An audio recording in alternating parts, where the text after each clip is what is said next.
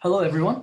This is Albert. I'm just going to be making sure that for everybody that if you happen to have any questions, please be sure to message the iPad. My brother will be the one who will be reviewing them and also be asking any of those questions to me shortly thereafter. But if you send it to me, I might not be able to see them. So unfortunately, it's best to send it to the iPad that is the host. And I'll be starting in about 1 to 2 minutes.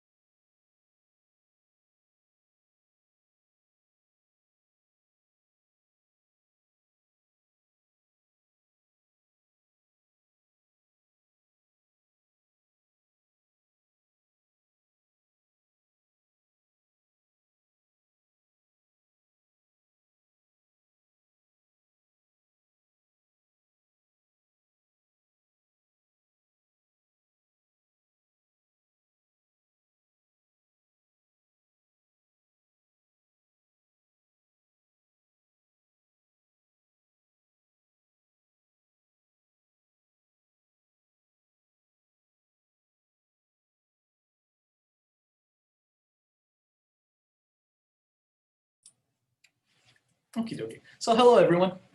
Just wanting to make sure I'm going to be beginning the seminar in about 30 seconds or so.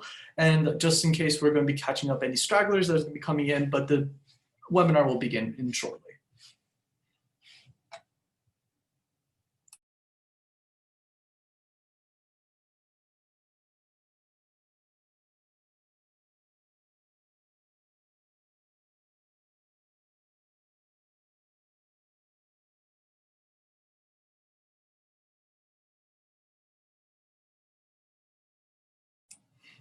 So hello, everyone.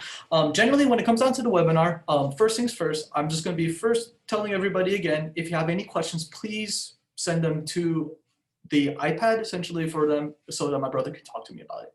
But okay, overall, let's begin. So hello, everyone. My name's Albert. I'm one of the founders of Royal Education, and today's webinar is going to be about high school, college, and the general impacts that COVID-19 has had on all of these major parts of academic education.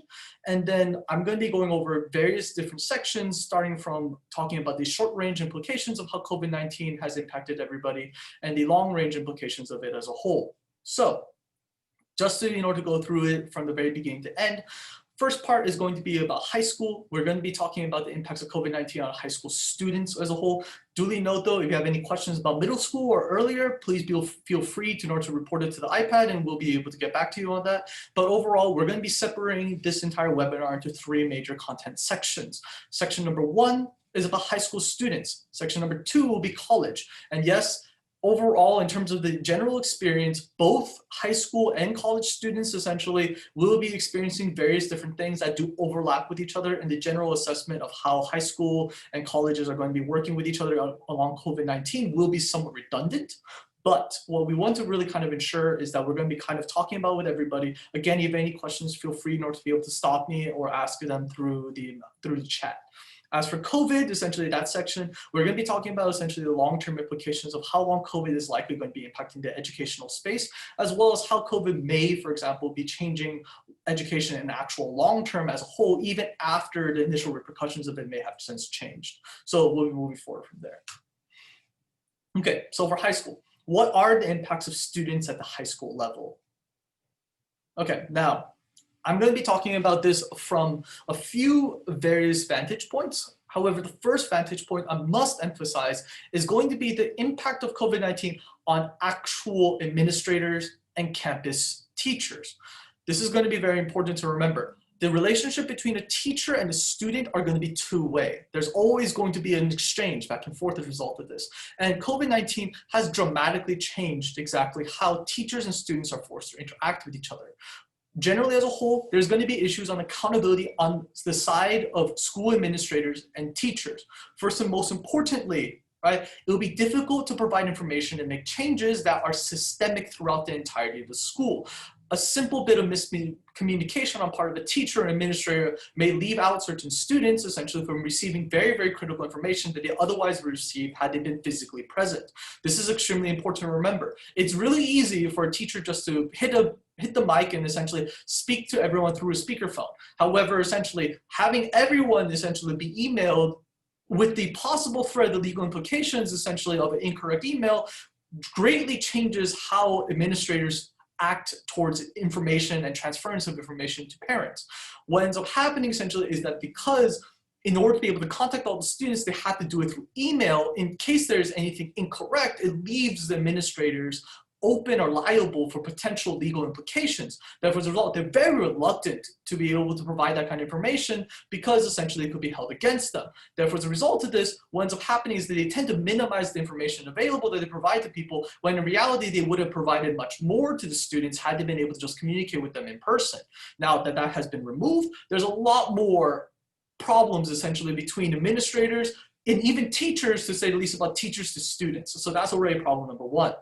As for problem number two, motivation. Now, here's the deal. While we oftentimes as teachers oftentimes will talk about the lack of motivation and accountability coming from students, we also cannot forget how difficult this is for teachers as well. When it comes down to teachers at school, they're going to attempt to care about students that they may have never actually seen in person. And additionally, on top of that, we're telling these teachers to try to support and help students when honestly, there's an incredible amount of frustration as a result of online platform problems. Getting a teacher to try to care about a student that, one, does not show up with a camera, or two, never turns on their mic. And essentially, even after multiple requests to attempt to get the student to participate, are met with deaf ears or a complete lack of care, the teachers will then be forced to just give up. And while in a personal setting where students are physically present, that will be significantly more difficult to be able to accomplish. When you're doing it in an online environment, you're going to see these teachers just literally not care anymore. As a result, that one student that hasn't come into class for 4 days, or essentially only comes into class just to be able to get participation points, essentially then becomes just a negligible statistic to them. And very quickly, we'll see that these teachers that normally take great measures to ensure that the vast majority of their students actually will get the education that is required of them, we now see that this is going to become very, very much so not the case anymore. And there's also another large factor that we cannot forget. When it comes down to teaching and when it comes down to education, we have to understand that teachers are human as well. And when it comes down to COVID-19 and its impact on the community as a whole, it is almost without a doubt that at least amongst the teachers, a decent number of them will have lost somebody, whether it's personal, friendships, or family, to this crisis right now, or whether due to comorbidities or other problems involving medical issues. So it is very likely that we will have a significant portion of the teacher and the school administrative population that have issues involving COVID, whether their loved ones are sick or whether or not someone they care about is. So as a result of this, we also have further probable impacts of these very important mentors being not present essentially mentally for their students as a whole. So we must understand that essentially as a whole, we cannot just neglect the possibility that school administrators will have major issues in communicating and participating and working with the students that they have to work with. Last but not least, essentially very importantly, is that when it comes down to college counselors and counselors as a whole, depending on the school that we're talking about, I cannot emphasize this enough. It is going to be very difficult to hold counselors responsible and to even hold teachers responsible. When we come down to communication with all these different counselors, oftentimes we physically go to them to get them to work with our child. If, for example, a student happens to struggle with getting this one particular class or they need to switch classes, oftentimes it really requires the president to physically go to the school, demand something to be done for something to get done. Now that essentially COVID-19 is present and serving as a very, very powerful excuse to not physically see people in person, we can have very likely a decent number of counselors doing everything they can to just hide somewhere far away where communication will become difficult in order to be able to reach them. So if that is the case, we must make the accommodations and understanding that students will probably have to do their absolute best to constantly pester and work with counselors to get things changed. But if they cannot, then at that point we have to just assume that that's all we could do. Moving forward. Okay, so now that I talked about administrators and some of the issues, we're going to be talking about issues for students. I wish I could give you better information. I wish I could give you good news. But unfortunately, COVID-19 has changed things so dramatically that it's going to be difficult to provide a lot of positive feedback towards what's been happening. But what I must emphasize again and again is that this is an opportunity for students to really have to mature.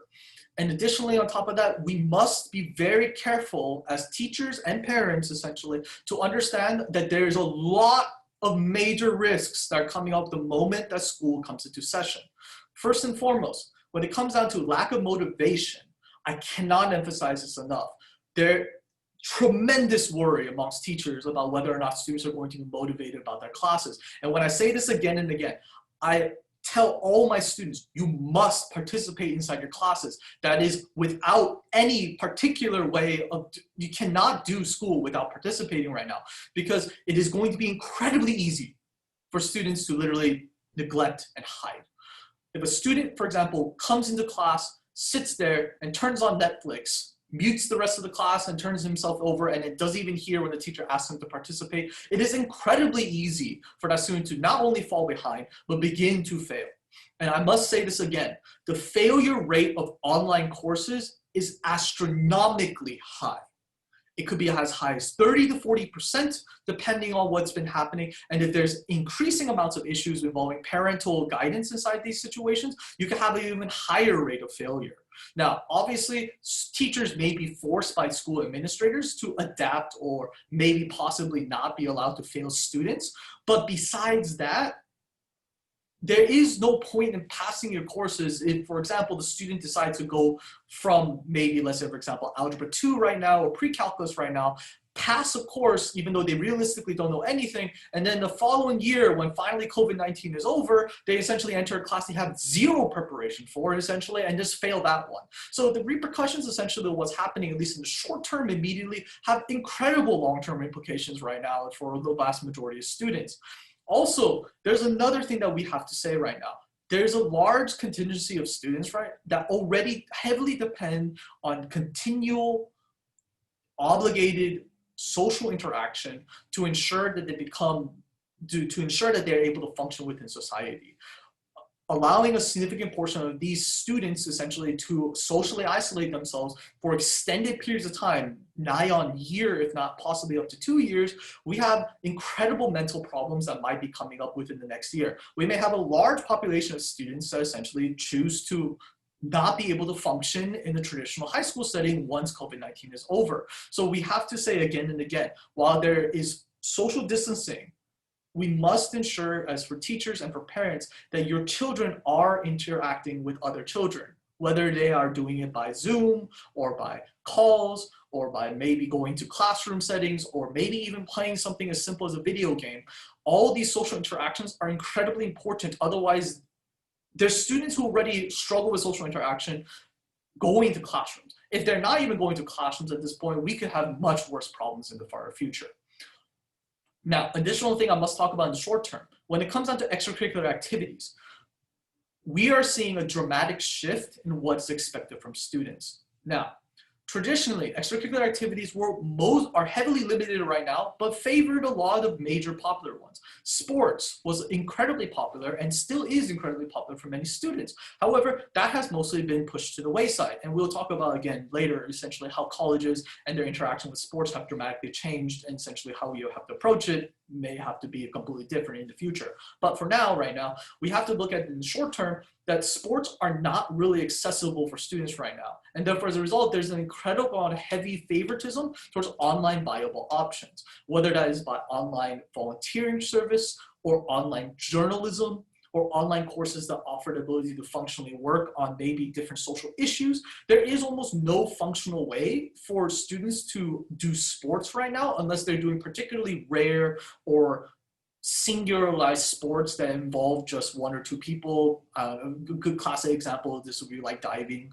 But besides that, and besides maybe swimming, the vast majority of team sports such as basketball, tennis, any of these sorts have all been completely pushed to the wayside. So now that we have all these athletes who are used to essentially the structure of sports and the continual daily wake up that they had, we may see many of these students begin to suffer academically because their traditional motivations have been lost.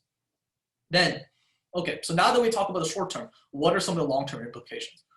Long-term implications are dramatically different for high school students depending on which year they are in. Students that are younger will have various different academic issues. Students that are on the older end of things actually have to see potential issues that are very, very different, that are mostly revolving around potentially what they're going to have to do involving when they're applying to colleges. So let me kind of break it down at least piece by piece for everybody. So freshmen. Number one, I cannot emphasize this enough. Freshmen are likely going to be incredibly unprepared by the time that they return to offline learning. There are going to be certain subjects that require a lot of pre-existing knowledge to be able to function. Math is the immediate one that comes to mind. There is a high level of predictive problems that essentially will happen as a result of online learning and students only being told to do homework essentially as a means by which to do classes.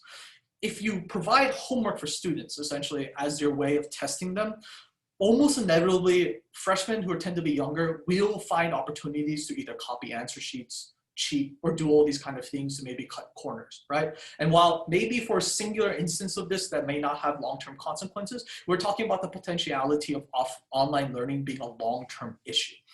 Once these students essentially who spent maybe 1 year, possibly even year and a half or even 2 years on online learning, transitioning to offline, by the time that these freshmen transition, they are entering into actual AP courses.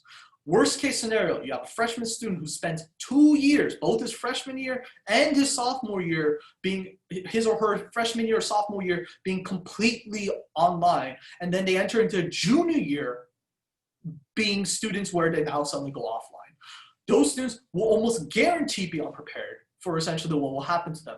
Junior year is when there's a dramatic spike in school difficulty. These juniors essentially, when they come in 2 years after their freshman year of online learning, will have almost no idea how to study properly, will not be used to taking tests, will not be capable of doing all these things. So there's a lot of these major factors where we have to think, okay, well, it's great for the freshmen to think that they will not see their colleges or their college experience impacted by COVID, but in return, instead, they will find themselves incredibly academically unprepared. So we have to really understand that the supplemental learning might be the only way to really accommodate for this. And while that is not really ideal, it is far better to supplement early and continually throughout the entirety of freshman career than it is to assume that you can make up for it. When at that point, by 1 year off or 2 years after COVID is over, at that point they'll be so underprepared for their AP courses that they won't even be able to take classes. They'll have to triple or double, if not triple, their entirety of their work in order to be able to maintain their current academic standing within the school.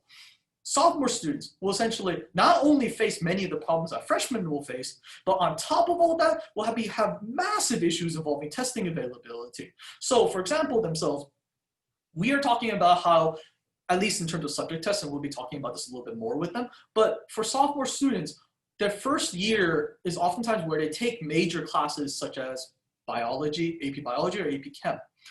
Unfortunately, if they take those classes in their sophomore year, they will likely not be able to take that SAT-2 soon after, once it goes down into the June or May, essentially, of the year in which they're taking their class. Which means, like the current juniors and the current seniors right now, they're forced to possibly be taking this SAT-2 all the way late as August. Yet, we're going to be talking about SATs again a little bit later, but right now, there's a heavy concern for the sophomores of whether or not they're going to be able to actually functionally take these tests on a timely manner.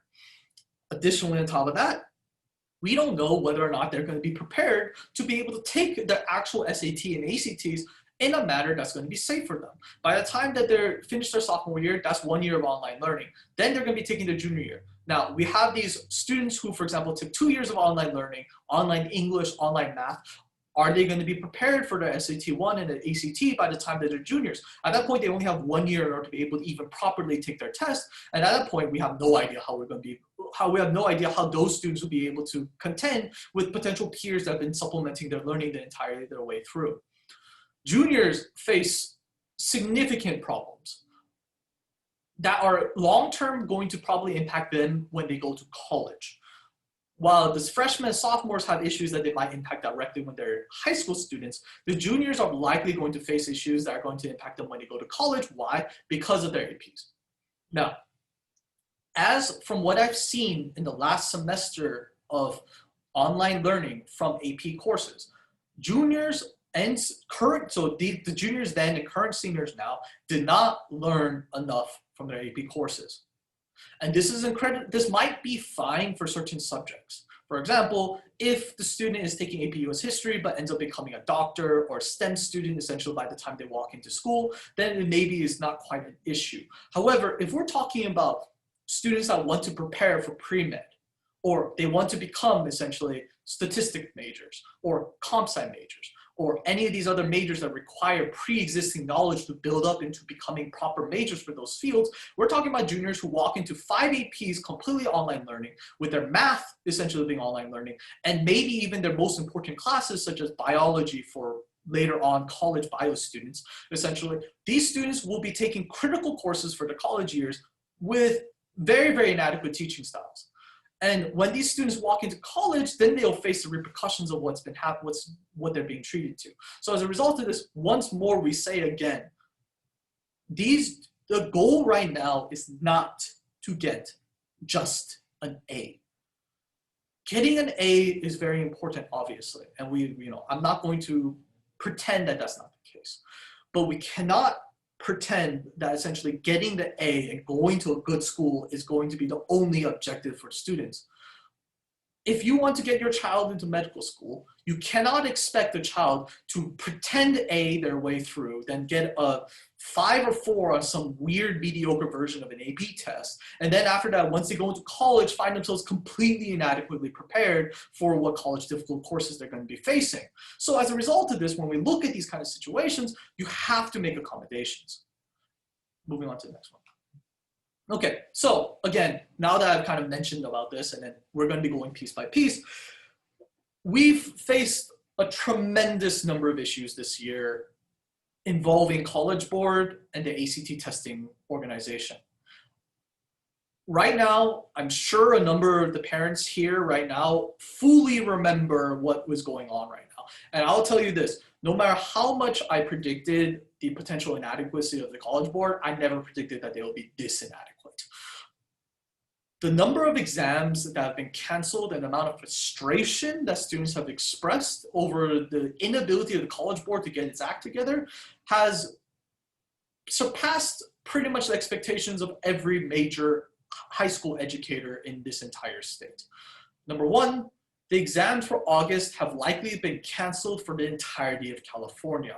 Looking at what's happening with individualized schools, it is likely that today there's going to be some form of issuance where the vast majority of students are just not going to be eligible to take their SAT-2s in August or their SATs in August, despite the fact that canceling last minute for students greatly increases the stress on students on whether or not they could take the next test, which then further exacerbates issues in September, which then further exacerbates issues in October. The College Board has promised again and again that they'll try to do accommodations for students in August. They have completely failed this month. And it's very likely they might fail again in September. However, as far as we know right now, we have to just say that the only month we do know right now that has been completely canceled is August. Also, right now, there's been a significant number of odd possible strategies the College Board have been attempting to do, which quite unfortunately have been met with obvious ridicule. One such strategy having been the recent strategy where College Board was asking proctors to potentially meet with students in one-on-one proctored rooms in hotels, which, by the way, obviously was met with an incredible amount of ridicule, and obviously the teachers found that to be completely ridiculous. The College Board is attempting these kind of ridiculous strategies because they're desperate and because they are not able to get schools to guarantee that doors will be open. The College Board has been spending a significant portion of its time preying on the needs of many teachers and students to be able to proctor these tests, and these essential problems that they have had since built up have come to roost at this point.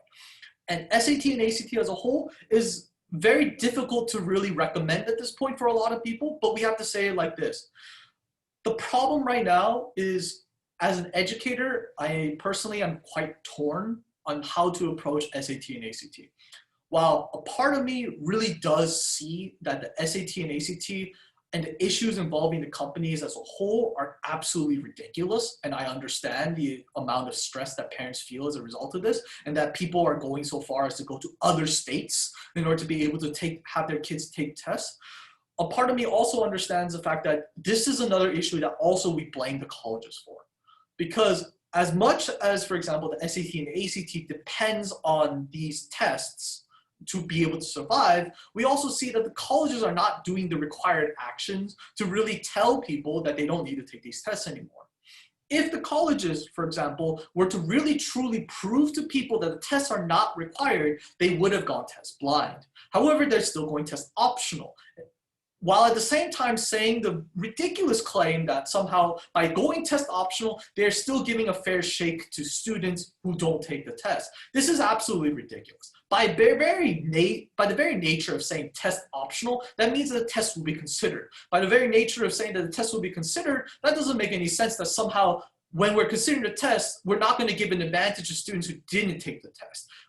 If they wanted to do one or the other, they have to choose one side or other to be able to do it. So because the colleges are giving quite ridiculous information, essentially telling everybody that they're going test optional instead of test blind, we're forced to really tell people, we can't say that you can't take these tests.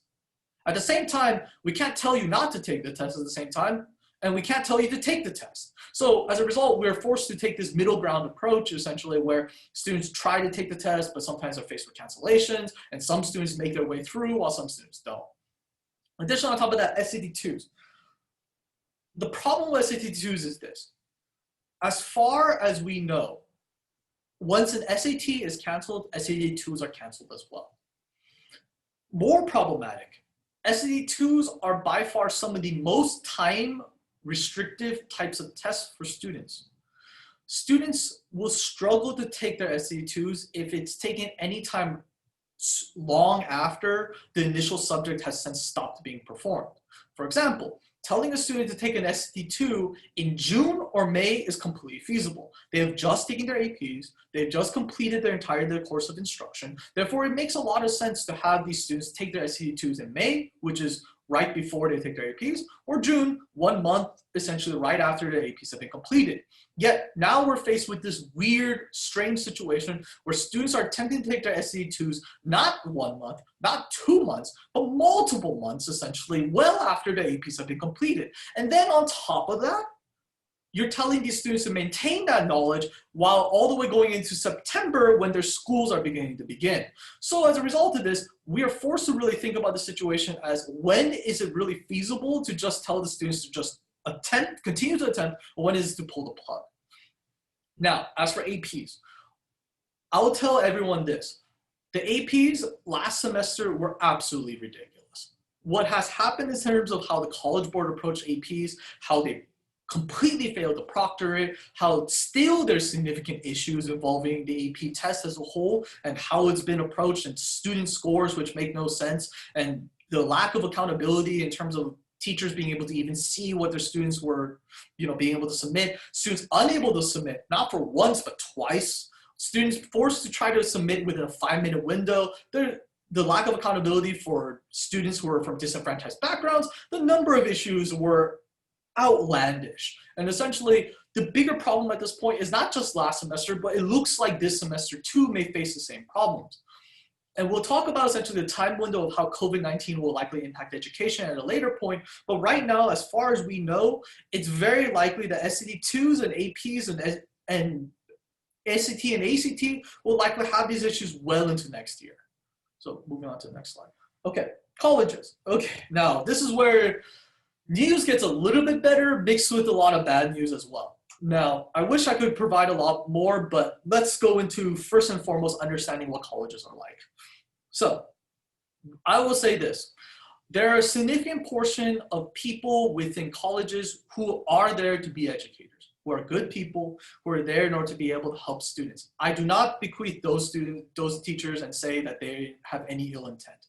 However, unfortunately, there is a significant portion, in fact, and the simple fact of the matter is that colleges are businesses, right? So while the professors and maybe the admissions officers themselves are not thinking about things in this way, we have to kind of look at how and why colleges are acting the way they are. And the first part that we really need to tell to people again and again is the fact is that the colleges are acting like businesses, especially if they're trying to open right now. And the impact on their finances tells you why. Even just since March, schools lost an incredible amount of funding. The UC University of California system alone has lost $558 million so far last reported.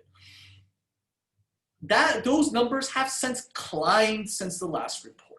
And these losses will potentially bring about a tremendous amount of impacts to students long-term in terms of how these schools have to approach it. Number one, for example, with this loss comes with likely losses of scholarship and financial aid programs. Additionally, on top of that, the complete removal of sports programs. And additionally, on top of that, the loss of facilities, resources, and even potentially even spots for admission. And what do we mean by that? So first things first, a large part of how schools function and essentially make money for themselves is through a system we call endowments. And the endowments have a tremendous amount of restrictions. This is oftentimes why parents will ask questions about like, why would Harvard struggle with money right now if they have a multi-billion-dollar endowment? But to be completely honest with you, that endowment is bound by a significant number of rules that they cannot use for certain particular purposes. Some of that money literally is there just to provide interest to the school, and they have actual restrictions to be able to even use that for any other purpose. They cannot simply, it's not a piggy bank for them to just pull money out of. Additionally, on top of that, is that once we start walking into other funds, we then open a Pandora's box of other issues, particularly in how the school operates. So as of right now, there's been a tremendous number of hiring freezes throughout the entirety of all schools. Makes sense. The vast majority of schools don't have the money to pay for additional faculty, and they already have a significant portion of their funds allocated to tenured professors that they cannot realistically fire without paying incredibly humongous penalties. So as a result of this, now that we see that the schools are locked down already, they're doing everything they can to try to minimize potential expansion because of the amount of money that's been locked up by what already the obligations they had before. So faced with that, essentially they begin to reduce their costs on other things that don't make them as much money, but are otherwise known as priorities for like the prestige of a school. One such example, this will be sports. Right now, as we've seen so far, a lot of counselors and teachers were very surprised that the Big Ten in football have decided to completely cancel this year's sport of football because it normally generates a tremendous amount of money. With that being said though, why did schools likely cancel? It's actually not because they cared about safety, but because it's very likely that with the COVID-19 situation, not only would they potentially lose money due to lawsuits involving potentially risking the lives of students, but on top of everything that's been happening so far, they might not even make that much money from ticket sales because no one could really go see the games. So in reality, it was mostly a financial decision, not necessarily a health or holistically moral situation that caused the Big Ten in order to change how they think. And additionally, on top of loss of programs or resources or spots for admissions, what we mean by that essentially is that some schools are likely going to reduce the size of their incoming class in order to be able to accommodate for the sudden drop in funds. With less professors and other things going on right now, it's very likely they will have to change. Okay, so moving on to the next one. So, transfer admissions. Now, obviously, everyone comes in here caring a lot about essentially this exact question. How much is COVID-19 going to change the chances of my kid to get into particular schools? The answer to that question is very complicated because at this moment, no one really knows. Even the admissions officers themselves don't know. And the reason why I would know that is because I'm friends with a lot of them. So what happens right now? The transfer admissions is complicated. Why? Because number one, essentially, it's really hard to weigh this particular variable and how much it impacts positively or negatively compared to this particular variable that impacts positively or negatively. Let's try to do the math and see how impossible this is. First part, less international student applicants. essentially, which is great for domestic students, right? Because we look at this as a potential of like, oh, great. So there's a large portion of students that essentially don't want to come to the United States anymore. Whether it's due to the actions of the instability of the United States immigration policies, or for example, the absolute ridiculous public health crisis that we're facing right now, there's a large chance that immigrant students just don't want to come to the US anymore. And therefore, as a result, are going to opt out instead of applying this year, which means, great, that's going to be great for domestic students, but bad for the colleges, which is fine, I guess, if we think about it like that way. But there's other pros. Other pros essentially being the fact that a large cancellation of SAT and ACT exams means that colleges are forced to go test optional. And this could have a positive impact towards students who otherwise would have maybe suffered in terms of getting scores. So students that could not get scores regardless of how hard they try might suddenly find themselves at an advantage that they otherwise would not have had. As for cons, there's a large number of them. One of them being essentially what we call the deferral. Now, if people don't understand what I'm talking about, a freshman deferral means that a student in their freshman year decides that instead of attending and beginning campus as a freshman in the coming fall, they instead opt to join in the following fall. And unfortunately, it looks like from what's happening inside the news is that a very, very unheard of significant portion of students are opting to do this. Right now, even just for Harvard, 20% of the upcoming freshman class has chosen to defer their admission. Now, this is potentially quite bad for the following class of freshmen. If 20% of this incoming freshman class decides to move on to the next one, that means that those spots might be taken up by deferral students.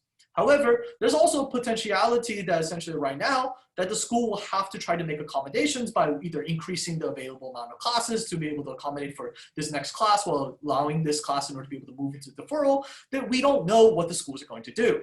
So right now, that con could have a tremendous impact or have no impact whatsoever.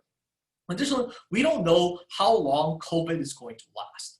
If COVID lasts until the next following year, it's very likely that the next freshman class will also defer 20% of their acceptances, essentially. And then as a result, now it becomes a problem for 2 years from now, which means that instead of the current senior class facing the problem, it will be the current junior class that faces that problem. We don't know. And this is the reason why, because of so high level unpredictability, there is no way to really know exactly how the school is going to approach it. Additionally, there's a major con. Depending on financial impact, some schools may lose their admission spots, which means less students be able to take it. Or potentially, which is a pro for some people, they might be forced to, instead of taking financial aid students, be forced to take students who can afford a full tuition, which would be great for those who can afford it, but also means that those who are less privileged will essentially find themselves unable to be able to get that spot anymore, and therefore a reduction for them while an increase for others, which increases the privilege generally of that class as a whole. So, short-term versus long-term. Let me go through it then relatively quickly, at least in terms of this. Now, the admissions process is going to be filled with tremendous abrupt changes. And this is something that I must say again and again for everybody. It's ridiculous how much the schools are forced to change right now. Number one, we don't know how things are going to be for the current senior class, except we're starting to see traces of what's going to happen in the actual reports of how students have been receiving information so far. So for example, the sudden increase in the amount of schools that are going with interviews.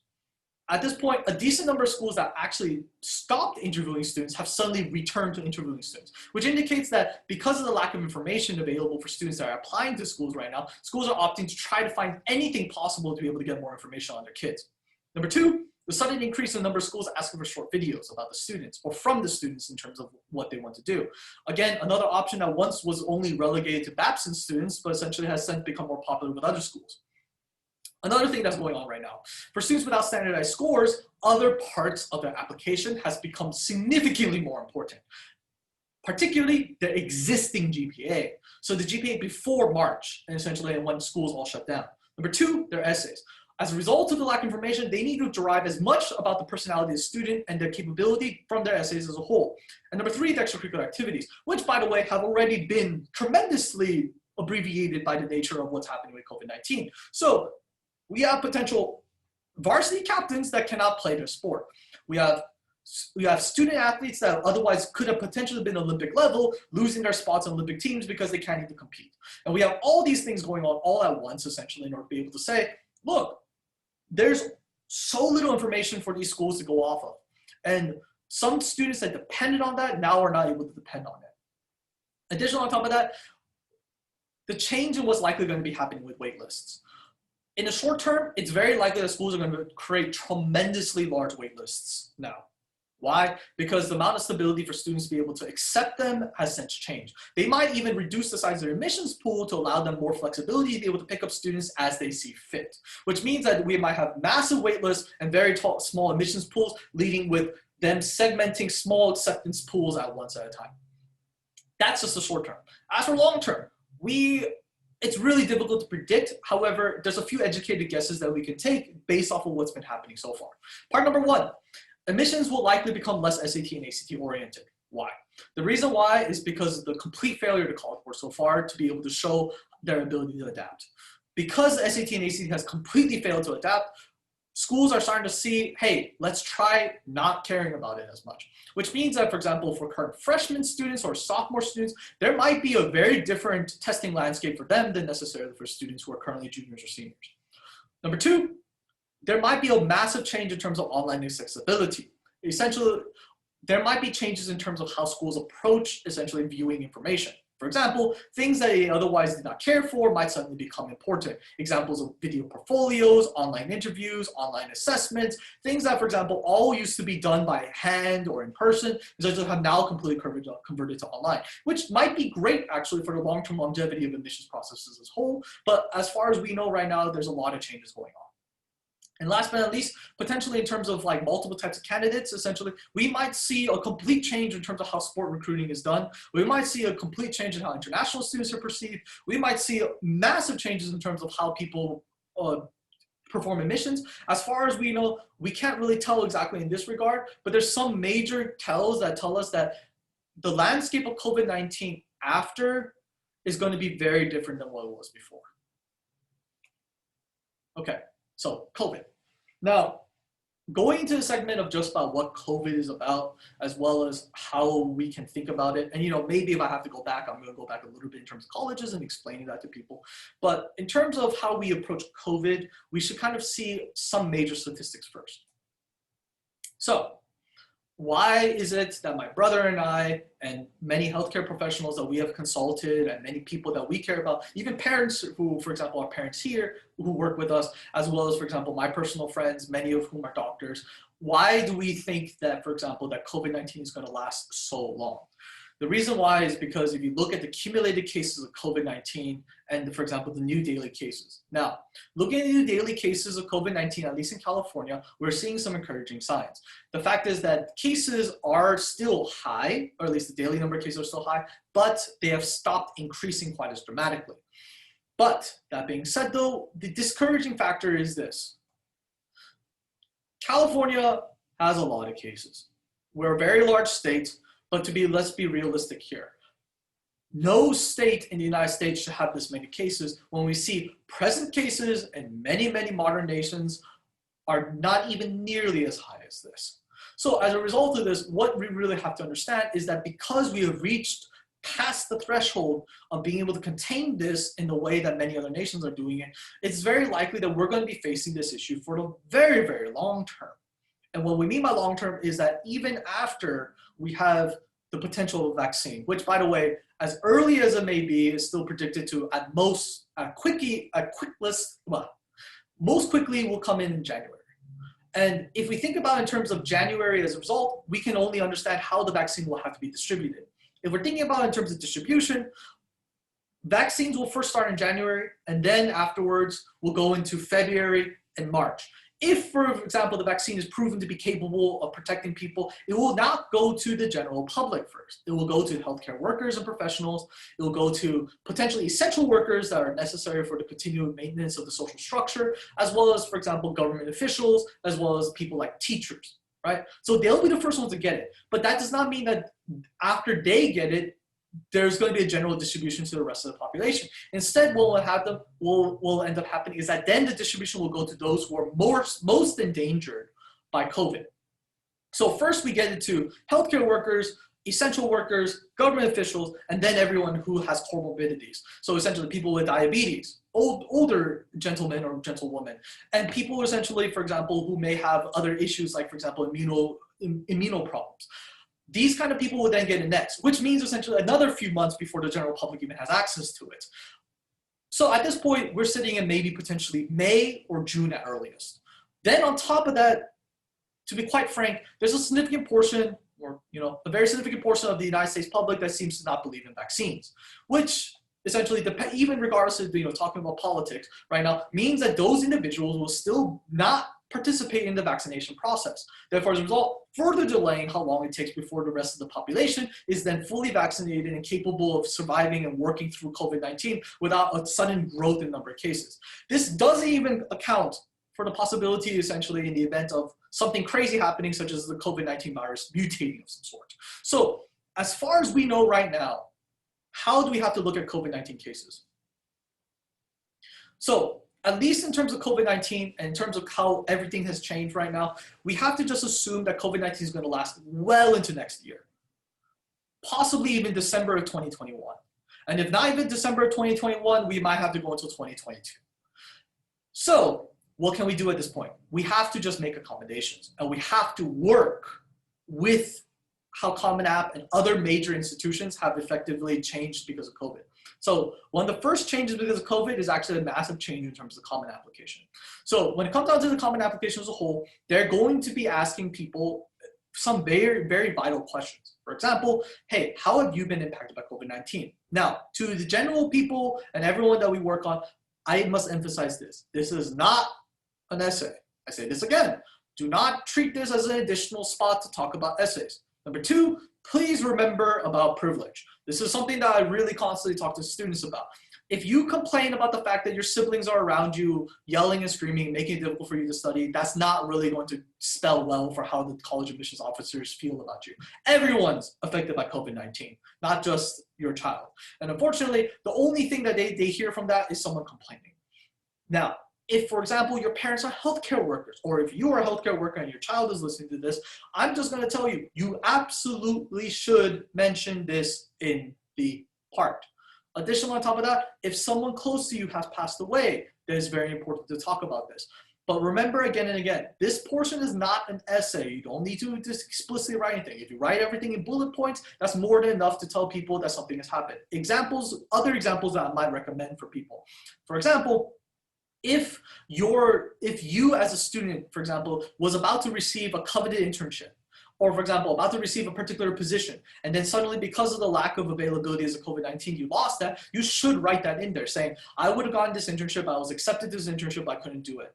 Or, for example, I was about to get this position as an athletic team captain, but because the season has been canceled, there is no team captain at all, and I lost my position for that.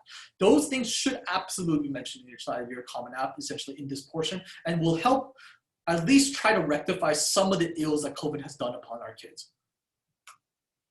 Okay, so what are some of the things that we have to expect the result of COVID-19 on students as a whole? First part is, again, like I mentioned before, the absolute surge of online-based attempts and adjustments that have met with a significant amount of failure. The College Board's reputation has taken a very huge nosedive as a result of how badly APs were handled, as a result of how badly they're still currently handling SATs. So as a result, they may attempt to do some online-based type of testing at this point, but as far as we know, we have no idea how this is going to impact the students in the long run, because it seems like SAT is deciding to do things randomly, off the fly and off the cuff constantly. Number two, because they're doing things so poorly, there's an incredible amount of testing anxiety. I have to emphasize this to parents again and again. Please, you cannot blame your children for their inability to take this test. The blame solely rests on College Board for their inability to provide communication to the students, for their inability to provide communication to the schools that they're working with. There's a lot of accommodations that schools have been attempting to do, but the College Board is not doing. An example of this, many schools are more than happy to open up their campuses to allow their students from their school to participate in distanced testing. However, the College Board refuses to accommodate for this and essentially has led to a significant portion of the population, even though they actually are supposed to go to their own school for testing, not being able to take it because essentially the whole school finds itself impossible to be able to do this safely and therefore just cancel the test as a whole. This happened at LCHS just recently this month. And therefore, as a result, we look at this and we just say, this is absolutely ridiculous. The blame solely rests on College Board and the ability to adapt. Another thing that we have to talk about, essentially with students and students as a whole, you have to understand this, and the parents, please understand this as a whole. Teachers cannot properly test their students right now. A lot of teachers are really struggling to find online learning options to be able to test their students when there's a high possibility of cheating being done. So teachers instead are opting to do a lot of very inefficient methodologies to ensure work is being done. One such example is homework. We already see from many of the students that have started to begin even this semester, as well as just last semester's online learning, that a lot of teachers are instead of doing tests, have just completely offloaded most of their work as homework to the students. And even on top of that, with all this homework, have instead resort to auto-correcting everything at this point. So instead of actually looking at everything properly and doing tests to ensure, like student accessibility as well as understanding student understanding, they've simply pushed to just give them a bunch of homework and then sit on their butts. Now, after long term, we have to see that there's a high likelihood that how schools have begun to work on school design might need dramatic changes. What we see right now is, even in the elementary and middle schools, is that a lot of schools have found it completely impossible to be able to safely have students working together. And if COVID-19 continues to be a long-term problem as a result of mutation, which is something similar to how we approach colds and flus right now, that means essentially we might actually have to completely change how we do education as a whole. And that schools might have to dramatically be expanded, and schooling as a whole might have to completely change. That there might be significantly less students per teacher, and that classrooms might need to spread out far more than they've already done before. We might even have to resort to outside learning in order to be able to have this kind of accommodation at this point. Another thing that we have to think about essentially is UCs. Now, testing as a whole has been subject to a tremendous amount of changes already. The UC system proposal that we are talking about right now is that the UCs have suddenly decided that they will not participate in SAT and ACT in the long term, and that they're going to transition out over the course of a 5-year period. Now, whether or not this transition is successful, we have to see. However, for now, they're proposing the idea that they are only going to be going test optional, and then SAT and ACT scores are only being used because there's no available option otherwise, but from that point forward, they're going to be developing their own tests. So as a result, SAT and ACT may have lost one of their most important primary customers. Additionally, on top of that, we have no idea whether or not the UC system will still allow SAT and ACT in the long term, and that maybe California students might be forced to take both the UC system test as well as the SAT and ACT, or that just have to take the UC test as a whole. And last but not least, massive changes in how teachers test and check in academic honesty. We have no idea what kind of tools are going to be developed as a result of this, but we're seeing already small changes in how teachers approach Google Classroom in terms of being able to check for plagiarism and a whole bunch of other possibilities that we might see in the future. Okay, so now that everything has been done at this point, I wasn't interrupted for any questions at this point. But however, if you guys have any questions, feel free to chat with the iPad again, and please direct those questions towards the iPad. And then as a result, my brother will recite to me at least some major ones, and we could begin having the question and answering session at this point. Okay. Is there any questions? Nope, no questions at the moment. So please do send in any questions that you have, and then I'll read off some questions then. Mm-hmm.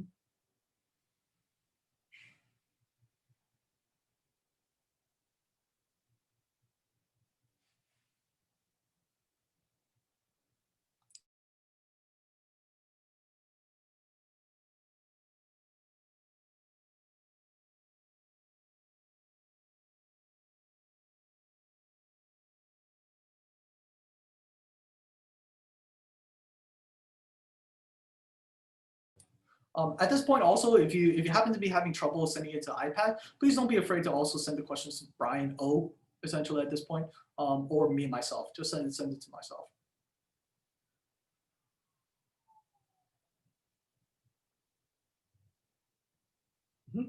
So, okay, so I'm gonna go ahead and read the first question. The first question that is asked is they were asking, what is SAT2 exactly?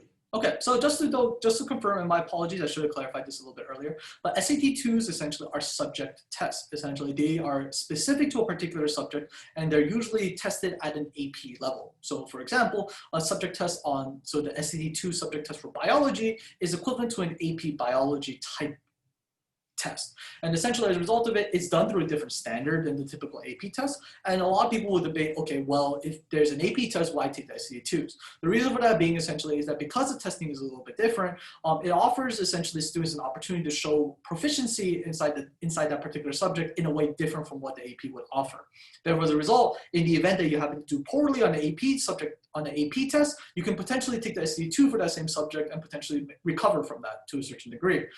Additionally, on top of that, there's certain tests that essentially are just absolutely required that are used as a reference point for a lot of teachers and admissions officers to see if the student is competent in the subject. One such example would be SAT2 Math 2. The SAT2 Math 2 test essentially test students on their pre-calculus through geometry and a little bit of statistics levels, and as a result of this is oftentimes used as a benchmark for a lot of schools to be able to see if the student is capable of taking higher level math besides their calculus scores, etc. Okay.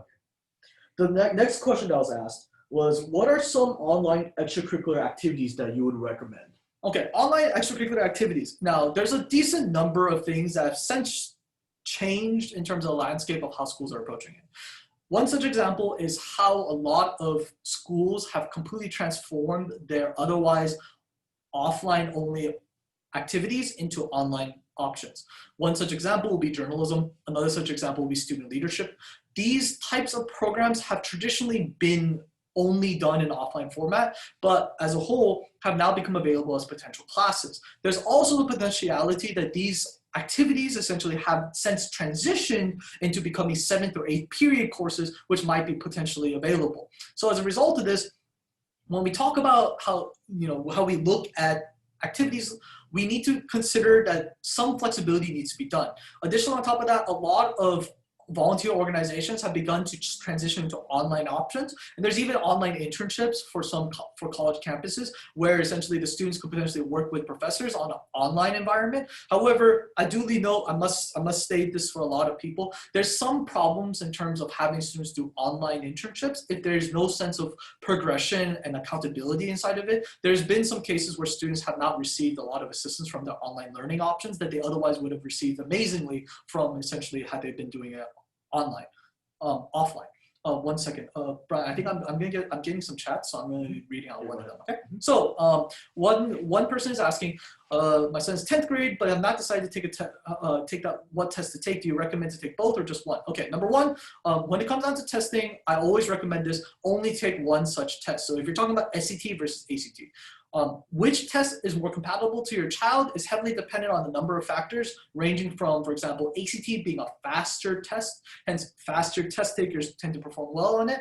Also, ACT has a science portion that essentially is not available on the SAT test. Therefore, ACT generally tends to lean towards STEM-oriented students a little bit more than the SAT. However, essentially in terms of the SAT test as a whole, the SAT is a little bit more reading comprehension based, essentially with the reading comprehension being more difficult, but slower. So therefore, as a result, a significant portion of the SAT generally tends to do better with like slower readers. And as well as a result of that, also students are better at math tend to do better at SAT because the subject course material is actually a little bit more difficult. But because of the slower timing, is less particular to certain types of favors. Now, overall, for example, in terms of whether or not we provide classes, essentially, yes, we do provide classes. We provide supplementary support for people. If you have questions, don't be afraid to email us, essentially, on our main emails. And as a result of this, you'll see this with World Education. You can also catch us on our website. So just keeping that in mind so that people could see if there's potentially private or essentially assistance that we can provide for people as a whole. Okay, just gonna grab one question from your side. Oh, there's no more. Okay, so I'm gonna grab another question. Okay, are there colleges that Ray started have decided to adopt online interviews for college application for freshman class? Yes, absolutely. A significant portion of the private schools at this point have completely adapted towards online options at this point. However, essentially, whether or not they open up early at this point is subject to the school. Some schools, for example, have already opened. Barnard, for example, is a classic case of this, where Barnard has already opened up the online application pool for students to begin talking about interviews with interviewers and to begin processing that. Now, however, we do recommend that people take a little bit of time before they jump exactly on board. It's very likely that the online might become required for some portion, so there's no real reason to exactly rush right now, essentially. So more or less, think about the entirety of your application first before you jump in, because if you jump in early, you might be leaving your interviewer with no ability to recognize many important questions they might want to ask you, such as your resume and other things that you've accomplished up to that point. So giving yourself a little bit of time might be a necessarily good idea before you decide to just jump onto interviews overall as a whole. Oh, and by the way, on another important note at this point, I just want to mention before, so I forget to mention this, there's a significant portion of schools that begun the process of opening up campus while asking students to sign waivers, absolving them of responsibility if the student or their parents essentially receive COVID-19. We say this again, and by the way, this is echoed by a law school professor from Georgetown that has said this publicly on many, many news channels. Do not sign waivers absolving schools of responsibility over your child's safety ever. Such waivers are incredibly negligent and, if not outright illegal. Signing such things may absolve them of the responsibility of taking care of your child and may even encourage them to particularly enact measures that essentially could compromise not only your child's health, but yours as well. We see this right now in the school in Georgia, where they've just recently had to open and then close again because of a sudden outbreak of COVID-19, which, to the surprise of no one, happened within a week of them opening. So again, we must emphasize this. Please do not go and sign waivers telling the school it's okay to compromise your health. Any other questions? Nope. Okay, so at this point, I'm looking at, I have one more question. Okay, no, so by the way, if you guys have any more questions, feel free to ask. We could do follow-up questions right now, and if you have more, I'm more than happy in order to be able to answer them as a whole. So I'll give maybe a few more minutes for people to do at this point, and after that, we'll be ending the webinar at this point then.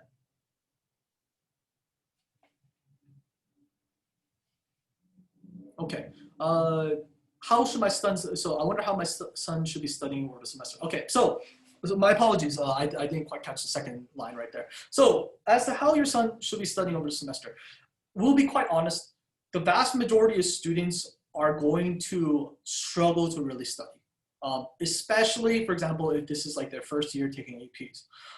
Studying is going to be a group effort. I apologize for this, and I apologize to the students because I'm sure they don't want to hear this, but studying is going to be a group effort because of the accountability required. Now, normally, I'm always the first teacher to say students should be accountable for their own actions, and therefore students should be the ones who do their own things.